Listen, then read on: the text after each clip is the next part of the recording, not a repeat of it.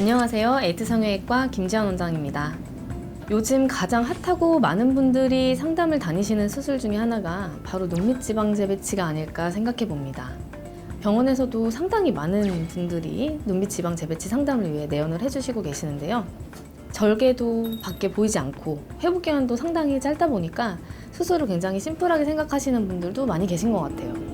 하지만 수술 후에 그 고민이 제대로 해결이 되지 않거나 더 많은 문제가 생겨서 병원을 내원해 주시는 분들도 많이 계신 걸 보면서 눈밑 지방 재배치에 대해서 좀 더 구체적인 내용을 얘기해 보려고 오늘 이 영상을 준비하게 됐습니다.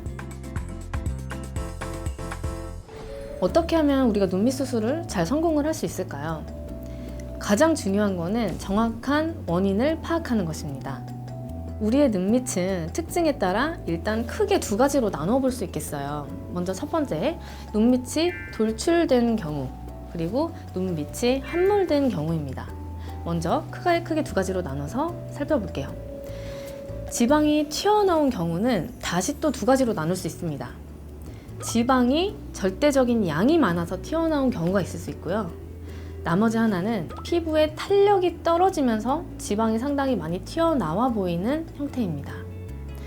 이 두 번째의 경우에 탄력 때문에 지방이 나와 보이는 거기 때문에 단순히 지방이 살짝 제거만 되는 것보다는 이 경막이라고 하는 지방을 싸고 있는 주머니, 이 탄력 자체가 개선이 되는 것이 가장 근본적인 치료가 되겠죠.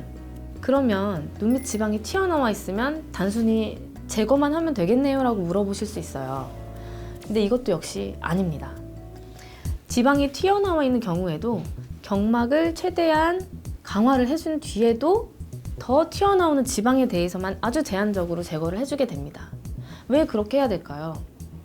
눈밑 지방은 우리가 눈밑 재배치를 하는 데 있어서 엄청나게 중요한 재료입니다.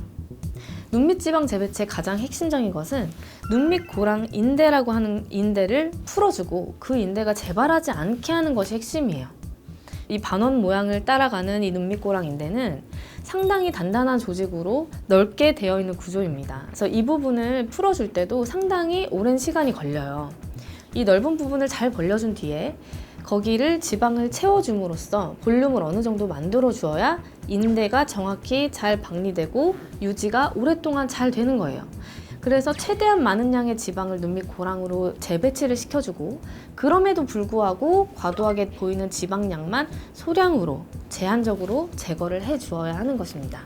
그리고 이제 다음은 눈밑이 꺼진 경우예요.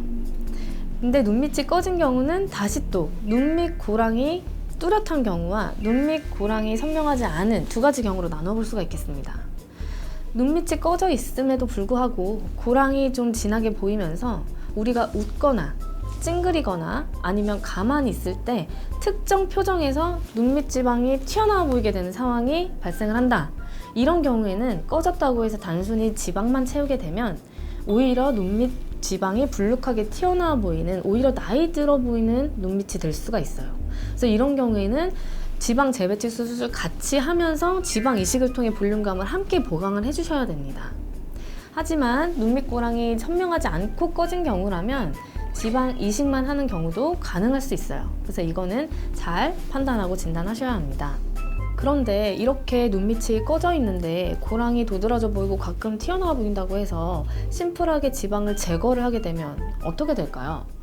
지방을 제거만 하게 되면 날이 가면 날이 갈수록 1년, 2년 세월이 지날수록 점점점 눈밑이 꺼지는 것을 보실 수 있을 겁니다. 처음에는 지방을 제거만 했을 때도 상당히 만족감이 높을 수 있어요. 왜냐면 건드리면 붓거든요. 처음에는 부어있기 때문에 꺼진 게 잘 보이지가 않아요. 그리고 눈밑에 탄력이 어느 정도 있을 때는 제거만 했을 때도 또 괜찮은 것 같아 보이거든요. 근데 우리가 나이가 들에 따라 보통은 지방이 꺼지는 방향으로 노화가 진행이 되기 때문에 눈밑은 점점점 꺼져 들어갈 수밖에 없습니다. 그런데 이렇게 꺼지고 눈밑 고랑이 도드라져서 다시 수술을 하고 싶어서 병원을 내원하셨을 때 지방을 이미 너무 많이 제거를 하신 분은 제가 앞서 말씀드렸던 것처럼 이 인대를 해결하기 위해 필요한 그 지방량이 상당히 부족하게 돼요. 그래서 이 눈밑의 퀭한 느낌을 인위적으로 지방 이식을 하거나 아니면 다른 물질로 채워주는 것 말고는 볼륨 보강을 하기가 상당히 까다로워집니다. 그래서 어떤 상황이든 지방은 최대한 보존을 하셔야 돼요. 지방을 제거만 하는 것은 저는 그래서 굉장히 비추천하는 방식입니다. 그래서 레이저 지방 재배치 혹은 눈밑 교정술과 같은 다른 방식의 시술과 같은 수술들을 물어보시는 분들이 있어요. 그런데 이런 방식들도 지방 제거만 하는 방식의 일환이거든요. 물론 장점은 있을 수 있습니다. 인대를 풀어주지 않으면 붓기가 당연히 많지 않겠죠. 멍이 들 가능성도 상당히 떨어질 겁니다. 그럼 이 회복 기간이 빠른 것 때문에 당장은 상당히 만족도가 높아요. 하지만 굉장히 재발을 잘하게 되고 나이가 들에 따라 더 꺼지는 눈밑을 발견하실 수 있을 겁니다. 그래서 더 근본적인 눈밑고랑 인대의 해결을 하는 것이 재발을 하지 않고 더 근본적인 치료를 하는 방법입니다. 그리고 또 제가 좀 선호하지 않는 시술 중에 하나는 고주파 눈밑 지방 재배치예요. 단순히 고주파로 눈밑의 고랑을 뜯어준다, 이걸 해결할 수 있다, 수술 시간도 짧고 회복이 짧다라고 하는 시술들이 있는데 가장 큰 문제는 눈밑을 그렇게 고주파로 지져놓음으로써 눈밑에 있는 피부의 탄력이 상당히 떨어지게 됩니다. 역시 효과를 많이 보는 사람들은 눈밑의 탄력이 아직은 있는 젊은 친구들이에요.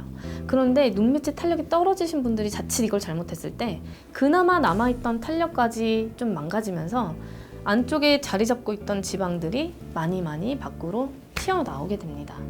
눈밑 지방 재배치 나이 들어서 해야지, 지금은 일단 필러 하자, 지금은 일단 실을 넣자, 이것도 너무너무 좋지 않은 생각이에요. 왜 그러냐면 눈밑은 상당히 얇은 피부로 형성이 되어 있거든요. 이곳에 다른 물질이 들어가게 되면 피부 자체가 울퉁불퉁해지는 결과가 나타나게 됩니다. 그래서 눈밑에 다른 물질을 과도하게 주입하는 것은 굉장히 조심하셔야 합니다. 눈밑 지방 재배치는 나이 들어서 하는 것이 아니라 어릴 때 하실수록 더 좋아요. 나이가 들에 따라서 눈밑 지방으로 인해서 피부가 상당히 늘어나게 되기 때문에 늘어난 피부에 지방 재배치만 할 경우에는 피부에 늘어진 느낌이 남으면서 마치 눈밑 지방이 남아있는 듯한 느낌을 줄 수도 있어요. 그리고 눈가 주름도 굉장히 심해질 수 있겠죠. 그래서 젊었을 때 눈밑 지방 재배치를 미리 해서 눈밑의 피부를 건강하고 탄력 있게 유지를 한 뒤에 추후에 다시 지방이 튀어나온다면 그때 다시 지방 재배치를 하시면 되겠죠. 그래서 눈밑 지방 재배치의 재수술을 위해서 제거라든가 그런 이물질은 삽입하지 마시고 가장 보존적인 방법을 이용해서 눈밑 지방 재배치를 하시기를 추천드립니다. 지금까지 설명드릴 것처럼 눈밑 지방 재배치에서는 진단이 가장 중요합니다. 눈밑 제거가 좋나요? 지방 재배치가 좋나요? 사실 이런 질문들은 크게 의미는 없을 수 있어요. 내 눈밑의 상태가 어떤지, 꺼진 눈인지 나온 눈인지, 고랑의 정도는 어떤지 꼭 전문의와 상의하셔서 재발 없이 가장 잘 맞는 수술 방법 선택하시기 바랍니다. 감사합니다.